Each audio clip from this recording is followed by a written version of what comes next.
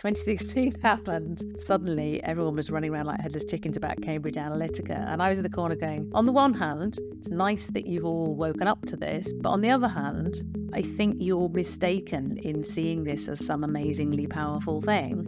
And it's certainly not new. And people I know who have done really deep research into this, all of them say that there's actually very little evidence that kind of campaigning had any serious impact on which way people voted, and not much impact on whether they bothered to vote. We realised we had this completely wrong. People don't go on social media to interact and exchange ideas. They go on social media to build their identities. The technology enables these things to happen, but that only happens because politics is already very tribal and very much driven by, I want to shore up my political identity by showing that I have the right beliefs.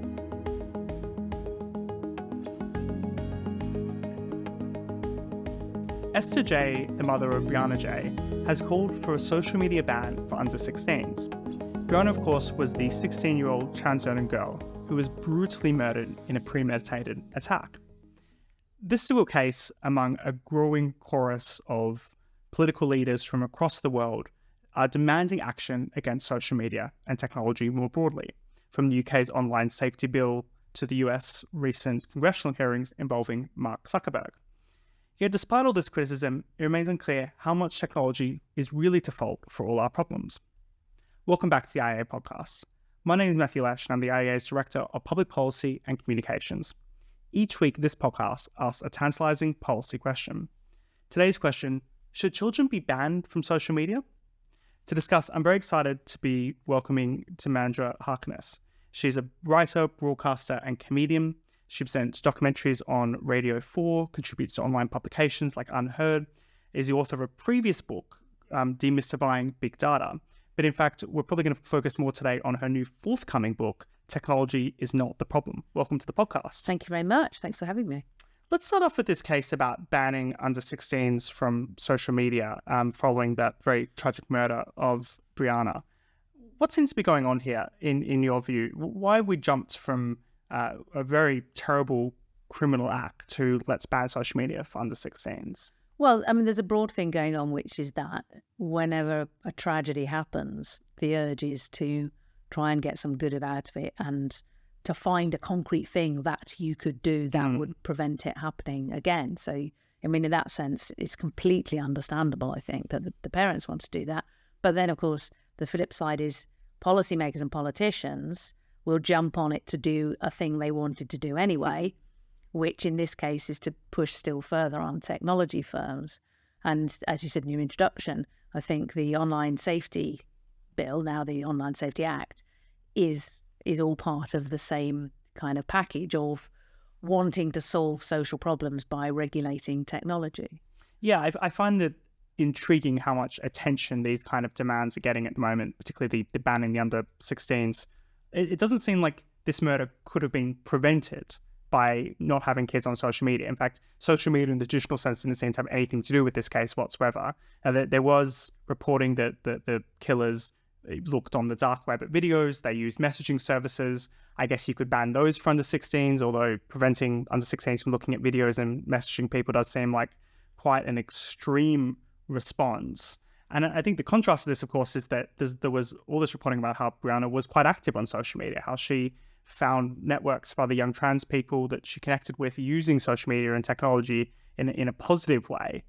So you seem to almost get kind of like a fact-free focus on social media. It's almost reminiscent of the David Amos case from a few years ago, where we saw this terrible killing by an Islamist terrorist of an MP that then became, we must ban anonymity on social media. Yes, I mean, that was absolutely bizarre. But again, that was all the build-up to getting the online safety bill, which tortuously went through Parliament for a long, long time.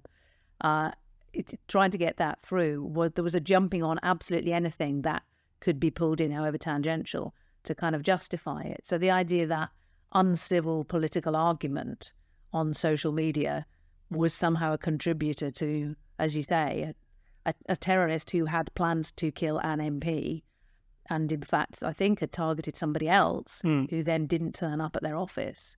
And the idea that that would somehow have been influenced by social media is completely bizarre. I mean, the online safety bill, I think, is a particularly interesting example because it comes out of this idea that, well, it really comes out of the idea that the world should be safe, which clearly it isn't and can never be.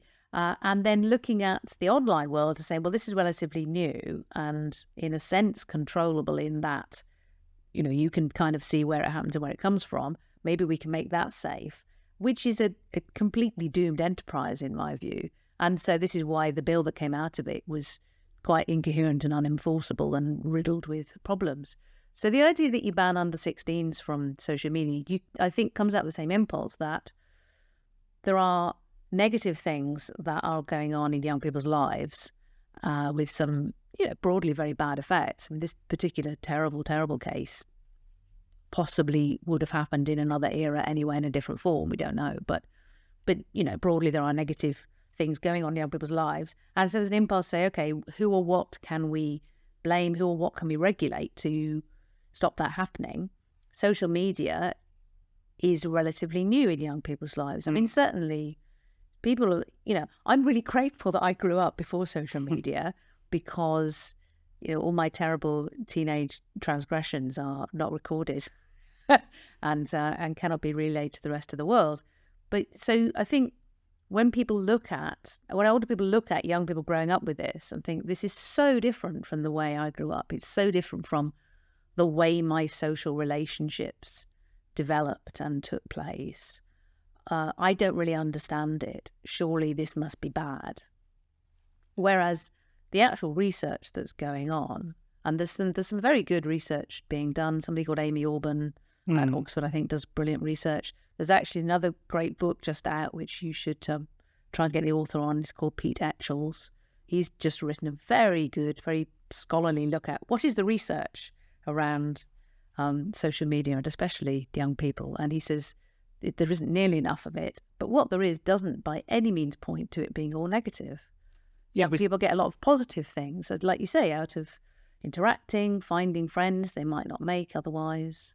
Yeah, there seems to be an entire kind of impracticality to this idea of banning social media for young people. I mean, as if young people who are, even by the critics of social media, addicted to it, or perhaps an alternative phrasing is that they enjoy using social media, that they connect with their friends, that they express themselves, that they like making videos for TikTok, that they're suddenly just going to say, okay, whatever, I'm done, I'm not going to use this at all. It seems more likely that you're going to probably push them to either more concerning platforms that are less moderated and less controllable by the UK government, or otherwise you're going to have kind of some kind of mass non-compliance going on here. I think, yeah, and the other thing is, okay, you could take smartphones away from teenagers, but since almost everything we do now involves using a computer one way or another, they would still spend time on computers. They would still be able to search for things, and their social lives would just get more inconvenient. But having said that, I mean, I think there are certain things that wanting to ban social media for the under 16s reflects a kind of lacks and problems in other areas. So, for example, there is that real sense, I think, among parents that they simply don't know what their teenage kids are doing. They don't know who they're interacting with. They don't know how they're interacting. They don't know what what they're looking at online, and they feel that this is a real gap here. I can't protect them here. I don't know what they're doing. I know they're not out in the park drinking cider with their friends. Not that I necessarily did that as a teenager, but that is definitely the kind of thing that my generation of teenagers are doing. So maybe they're not doing that, but I don't know what they are doing up in their room on their phone. Now, you could say, I mean, clearly physically, unless something starts taking place on the phone that then leads to something else, which has happened, then, obviously they're physically safer, but you don't know what they're up to. And I think this reflects a general kind of sense among parents that there's a big gap between them and their own children, and they don't know what is going on in the children's lives, and they don't understand it, and they don't feel they have any authority, and they don't feel that they have the authority to ask and say, who are you talking to? Who are your friends? Where are you going? So there are, of course, technological tools that parents can use that exists. If a parent doesn't want their child to access social media, they actually can give them a phone, put on the parental controls, and lock them from accessing social media. Now, I suspect that's not particularly common because their kids want to use social media. And at some point, you have to kind of pull off the Band-Aid. You have to say, well, if you say no social media for under 16s, then they'll turn 17 and they'll have access to social media. And at some point, if they're going to have issues with social media, it's going to happen sooner or later. As part of the Brianna case as well, her mother called for basically spyware on every child's phone, that if certain words are searched, then the parents would be notified about it, under the idea that the killers in this case were looking up things that were obviously quite concerning and illegal content online, and if only their parents had known about it. Now, of course, there were other red flags. One of the killers had previously poisoned a student at a pupil at another school, and that wasn't told to their subsequent school. So there were more obvious red flags that this child was extremely unwell and had personality disorder issues, potentially autism, all the kind of range of issues that might lead someone down a very dark path to murdering one of their pupils. But it's like we want to use technology as the solution here. I can kind of empathize with that. You don't want that, but at the same time, it's almost like very 1984-esque. Why don't we'd prevent all domestic violence by putting a camera in literally every single person's bedroom. But of course, we accept that some people are going to do things that we don't want them to in their bedrooms. We're not going to try to monitor and control them all the time. Maybe kids should have less rights to their kind of privacy, but I think kids probably also do have some rights to their privacy and not have everything tracked by their parents. I don't know how you balance those instincts, but because you say I think you're right. Parents feel like they've lost control, but I'm not sure parents have ever had entire control over what their kids did. No, they didn't. I mean, certainly my parents, Dad, if you're listening to this, you had no idea what I was getting up to at the time. It's probably for the best. No, they didn't. But again, I think that reflects a change in society, that the expectation that everything ought to be safe and everything ought to be controllable, which I think is an expectation that has gradually grown over the past few decades. So I think that has changed because, in general, actually, young people are not less safe than they were. But I think you're also right about the fact that if we didn't let young people onto social media until they were 16, then where would they learn? It's like, if you never let your kids out to cross the road on their own, at what point are they going to learn how to cross the road safely? Because at the moment, what we do is you go out with your kids, they stay with you, they observe adults, they gradually learn, and that's how they become safe is by doing things. And I think there's an argument that social media is the same. When it comes to spyware, I mean, you're right. I think there are already a lot of controls there that parents can use. And I certainly know there are parents who say that you're fine, here's your smartphone, but I want to see what you're doing on it. And it's only private in as much as I, at any point, have access to your phone and I can look at it and see what you've been doing, what messages you've been exchanging, just so that you know that that's the limit. And then obviously as the child gets older, gradually they remove that. And I mean, that seems like a much more sensible approach than to try and do a blanket ban. But again, it's this, I think that, you're right, the resort to technological solution, the idea that by ubiquitous surveillance that was automated, somehow you'd eliminate these problems. But you wouldn't. You need humans to have some judgment and some observation and to say, I'm really worried about this kid. I want to unpack this idea about kind of how safety culture has kind of infiltrated online policymaking, because I think you're absolutely right when it comes to the Online Safety Act. A lot of the kind of design of that act in terms of duties of care is very much almost borrowed from like a workplace safety dynamic, where you have a duty to ensure the safety of your employees. But then what you're doing in the Online Safety Act is you're creating a duty on a digital platform to ensure that when I communicate to you, so things that I do to you, you have a duty to make sure I don't cause you like some kind of harm, particularly if you're a child.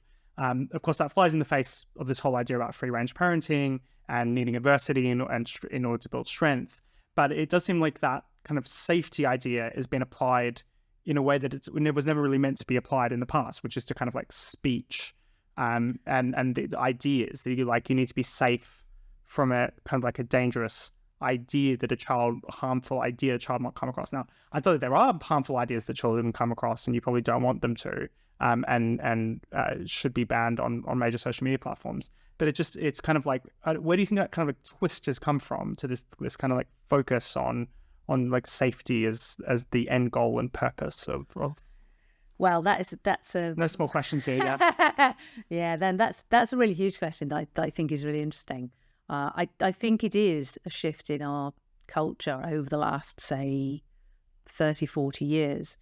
And I suppose the potted answer is that I think as other big ideas have melted away that motivated our culture and other big values that we could cohere around, I think we were kind of left with safety as, well, surely at least we can all agree that it's better to be safe. Especially for the kids. They must. Well, especially for the kids. But I think it is much. But I think it is much broader than that.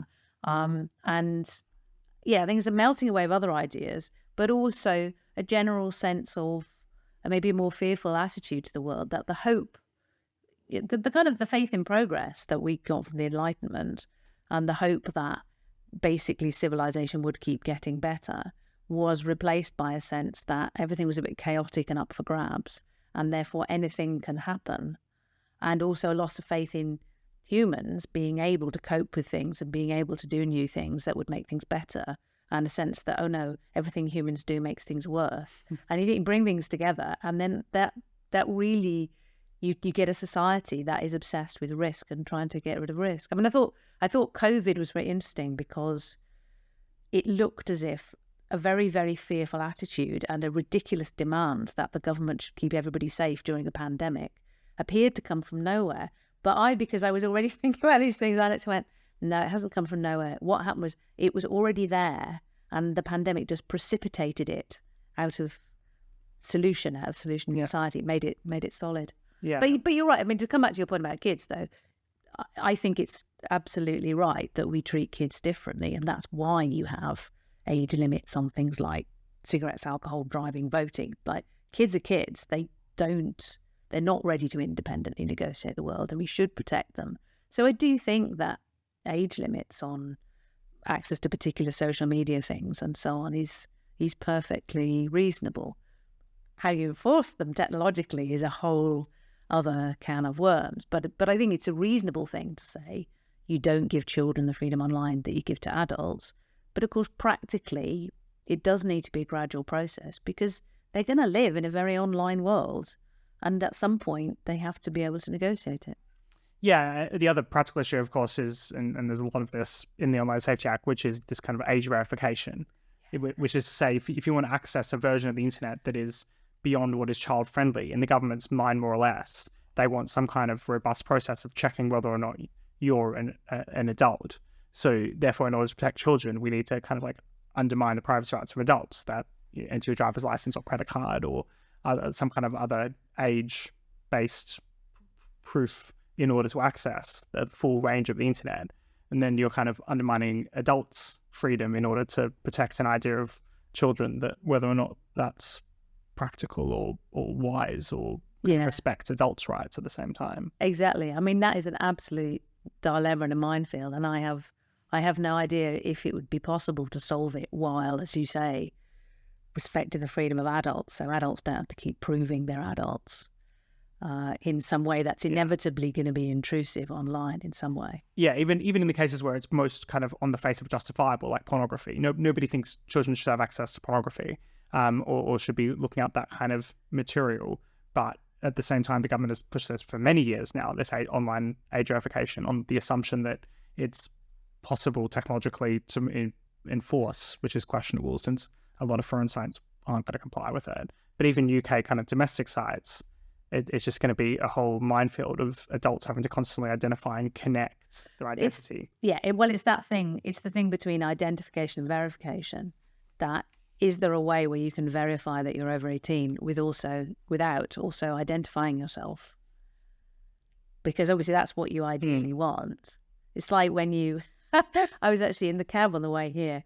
We were talking to the cab driver who is old enough to have his free bus passes, and he said he was out on a train with him and his wife, both of their free bus passes, and this guy came along, the inspector came along, and Dan said to his wife, can you prove you're old enough for that? and then said to him, "No, you're right, sir. You don't need to prove it." And he was like, "Well, that's a bit insulting." But it's like the moment you stop getting age. it's not ID ID for alcohol. Yeah. I know. I just can't believe you've reached that age yet, Mackie. You look terribly young. But exactly. So in that kind of thing, we are able to, in person, if I go into a beer shop, they can look at me and they know I'm over 18.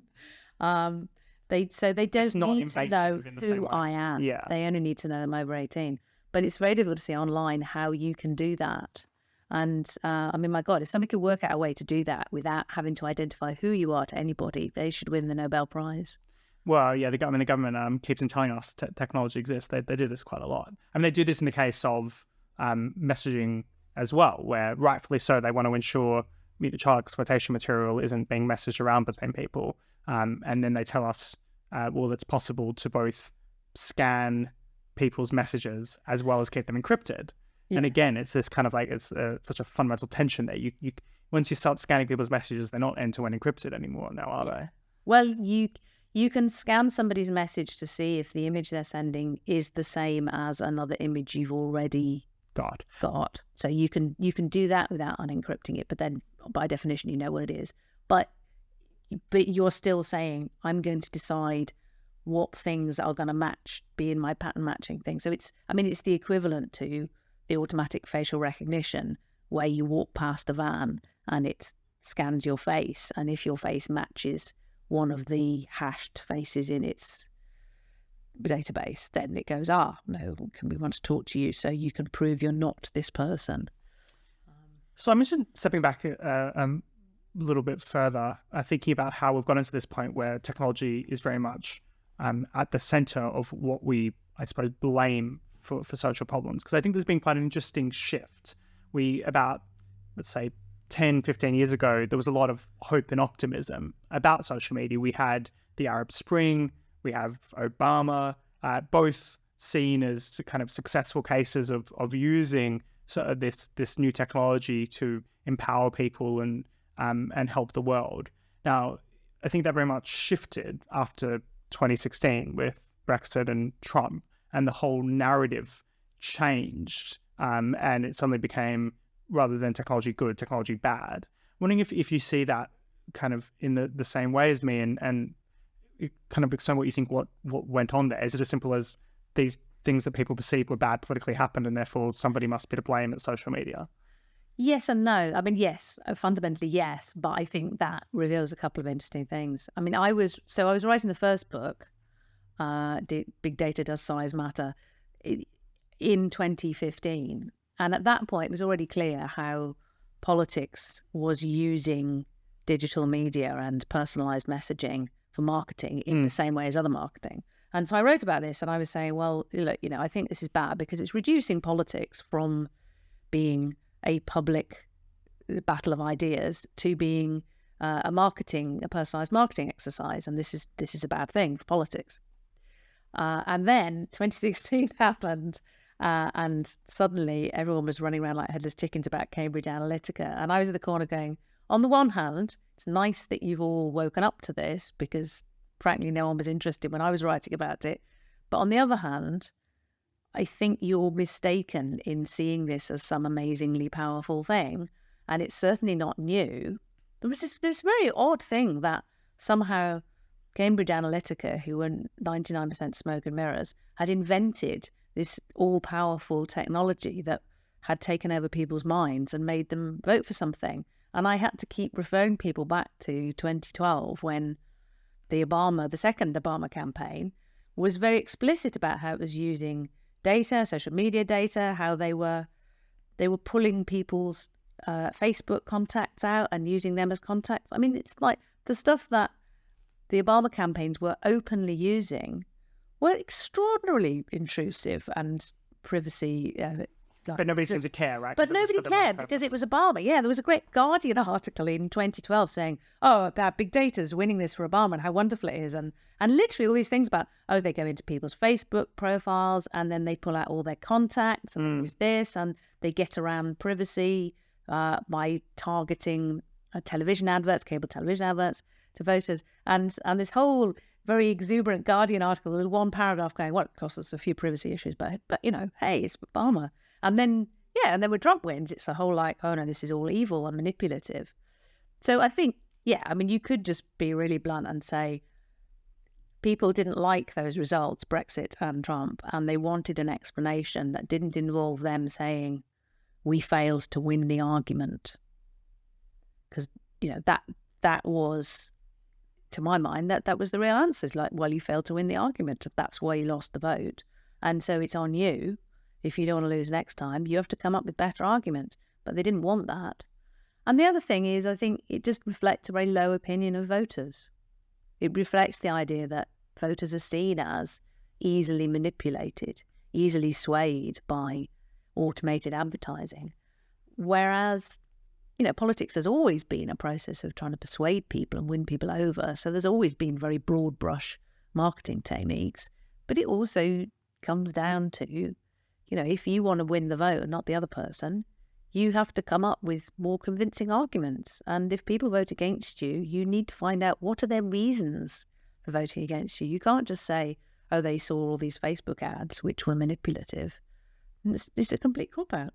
Yeah, it seemed for a lot of people who just simply couldn't comprehend why anyone would vote for Trump or why anyone would vote for Brexit. The classic being, I literally have none of my friends voted for Brexit. This can't be real. This didn't happen. I'm sure some of their friends did vote for Brexit and didn't admit to it, but they know literally, they have no, they're in such a social bubble where they don't interact with people who have a different argument to them. So when they hear alternative arguments, they kind of dismiss them and don't know how to respond to them. And it's much easier to then say, well, of course, the reason why is because they were manipulated by demigods and they were manipulated by social media algorithms.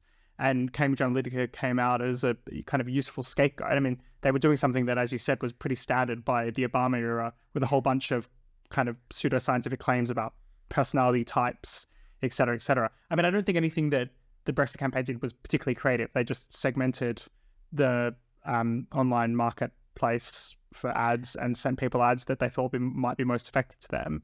Yeah. It was not particularly sophisticated. It was certainly no more than other campaigns or parties were doing. I'm going to be surprised if the Remain campaign didn't do the same thing. If they didn't do the same thing, then it was like a failure of the Remain campaign to be as competent as the Leave campaign. I mean, that's what it seems like to me. And the same with, Clinton was meant to have the top-notch, best digital campaign in the world. I mean, I don't think Obama was meant to be that good at social media. And then it became about Russia and Russian disinformation, and undoubtedly there was a Russian effort that was pro-Trump, but there's no evidence that actually swayed the vote. Yeah, and people I know who have done really deep research into this, all of them say that there's actually very little evidence that kind of campaigning had any serious impact on which way people voted, and not much impact on whether they bothered to vote. And those are the two things. I mean, I interviewed for the new book, I interviewed somebody who was basically head of data-driven marketing for the Democrats for a while and literally edited the book about how to use online marketing, how to do digital data-driven marketing. And he said, he said, there's two things you want to do. You want to find out, are people going to vote for you, and how likely are they to actually turn out and vote? And then you decide, are you trying to persuade them or are you trying to mobilize them? And that's what you do. And this is how you do it. He was delightfully open. But he also said, when I asked him about Cambridge Analytica, and he said, I was amazed that became a thing, because I knew it was, I think he used a ruder word than smoke and mirrors, but he said, and I knew that because I was working for Facebook at the time, so I knew they didn't have access to that data. And also, I had worked for another outfit a few years before that had been using those methods, and I knew that you could no longer get access to that data. So, I knew it was nonsense. There's some really, to talk about your thing of people saying, I simply can't believe this happened because nobody I know said they were going to vote this way. There's a guy called Chris Bale who's at Duke University, who's written a lovely book called The Social Media Prism. I'm sorry, I'm just giving you all a reading list here. And it's delightful because he runs a thing called the Polarization Lab. So he's interested in political polarization. And he was one of those people. He couldn't understand how he had no idea that Trump was going to win. And he was the classic, well, obviously we're doing something wrong here because there were no signals in my social media that this was going to happen. So we need to go and do some research to see what I'm missing.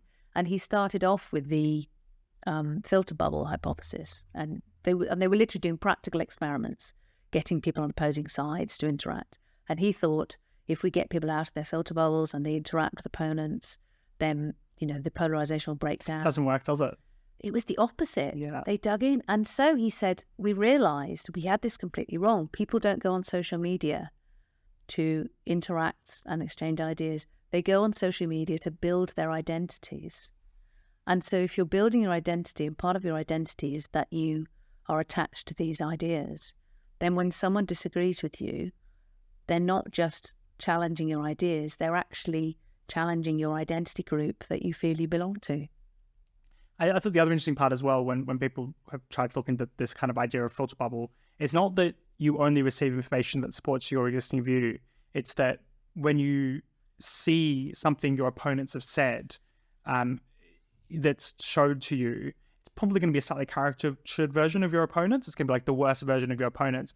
But basically, it's not that you're not engaging with your opponents. It's that they're making you really angry. That like you're not your filter bubble is not just people who agree with you. It's actually seeing people you disagree with, presenting their arguments that just gets you more angry and more riled up than even just being in your own filter bubble. Yeah, exactly. And so it's a lot of the response, instead of responding, going, oh no, maybe you have a point there, I should consider it. It's all about, how can I respond to this in a way that shores up my sense of belonging and shows my people on my tribe that I am responding in the right way.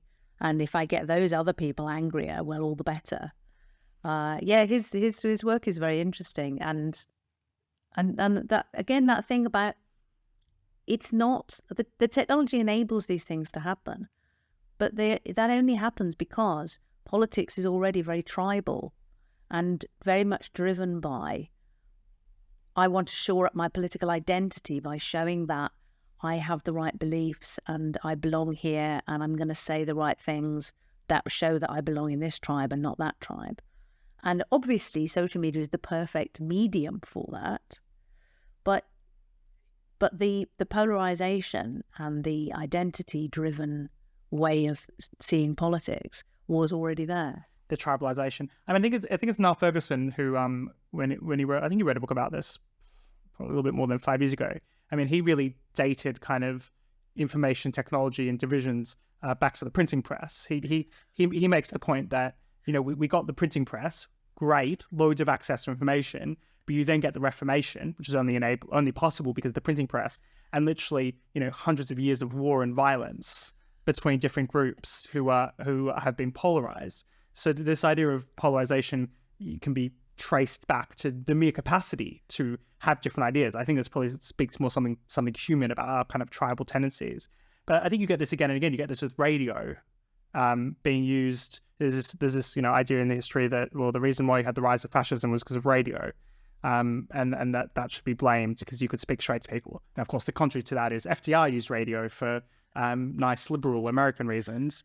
And then you have the same thing with kind of concerns about television. So it seems like we really have this, I guess, a much longer history of, I suppose, technology interacting with our tribal tendencies and perhaps making some of those things worse or more difficult, or people choosing to be in their information bubble. And then I suppose you can blame the technology. It's not untrue in a sense that people will use technology badly, but it probably is more just a reflection of us as humans. I think a lot of the kind of, I suppose, online crime you see, it's put out there that, well, the reason why we have this crime is because of the internet, and the reason why you have predators or kids looking up bad information is because of the internet. It was like, well, maybe it would have been slightly less accessible without the internet, but it's not really about the internet. It's about those people, those individuals, that kind of like wider societal framework in which they're living. And we focus in on the technology rather than like us as humans or what might be the broader issues at stake.